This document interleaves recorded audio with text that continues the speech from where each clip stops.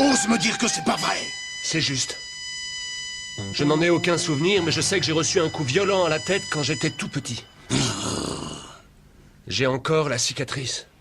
Tu vois bien qu'il faut que tu te rendes à l'évidence. Quelle évidence? Ça ne prouve absolument rien. Son Goku, je crois qu'il est temps que je te révèle une chose que ton grand-père m'avait confiée avant de mourir. Un jour, alors qu'il voyageait, ton grand-père a vu un objet étrange tomber du ciel. Il s'est approché de l'objet, qui était en fait une capsule spatiale, et il a découvert à l'intérieur un petit enfant âgé de quelques mois seulement. Il a ramené le bébé chez lui, il a essayé de l'élever lui-même. Et l'enfant était très sauvage, il n'arrivait pas à s'habituer au vieil homme. Ton grand-père ne savait vraiment plus que faire.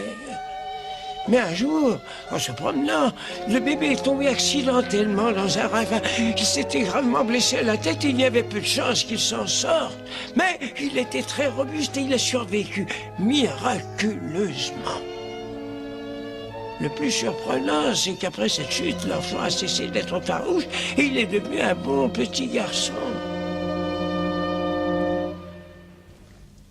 Et ce petit garçon, c'était moi, n'est-ce pas? Eh oui. Bon, très bien, mais ça explique rien du tout.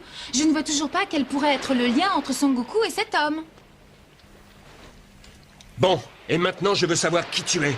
D'où est-ce que tu viens et qu'est-ce que tu veux? Décidément, je crois qu'il n'y a vraiment rien à faire. Cette chute t'a fait oublier tout ton passé. Mais ce n'est pas grave, je pourrais te rafraîchir la mémoire. En attendant, écoute-moi bien. Que tu le veuilles ou non, il va falloir que tu travailles durement pour nous. Ça va, Krillin? Tu n'es pas blessé? Non, ça va, j'ai juste une bosse. Méfie-toi de lui, Sangoku, il est dangereux.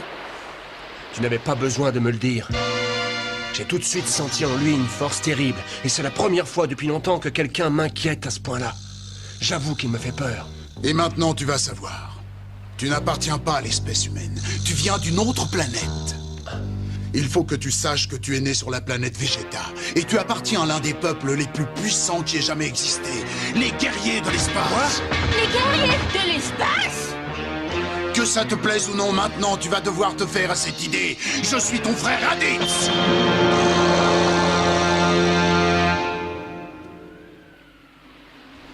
Oh, dis-moi, c'est pas possible. Cet homme n'est pas ton frère. Il ment, n'est-ce pas, Son Goku? Oh, dis-lui qu'il se trompe. Et tu espères que je vais te croire? Tu n'es qu'un menteur. Si Sangoku vient d'une autre planète, alors explique-nous pourquoi il est ici. Je vais tout vous expliquer. Son Goku est venu en visiteur. Il a été envoyé sur la Terre pour remplir une mission. Il avait reçu l'ordre de détruire l'espèce humaine. Je ne te crois pas. Nous sommes un peuple de guerriers fiers et courageux, et notre seul but est de conquérir sans fin. Et c'est pour cette raison que nous parcourons l'espace depuis des années à la recherche de nouvelles planètes. Lorsque nous en découvrons une qui soit habitable, nous passons à l'action. Nous éliminons tous les habitants, et quand nous l'avons nettoyé, nous la vendons au plus offrant. Quand nous avons affaire à des espèces particulièrement coriaces, nous envoyons des guerriers adultes pour se battre. Mais quand les habitants d'une planète nous paraissent plutôt inoffensifs, nous préférons envoyer des tout petits bébés.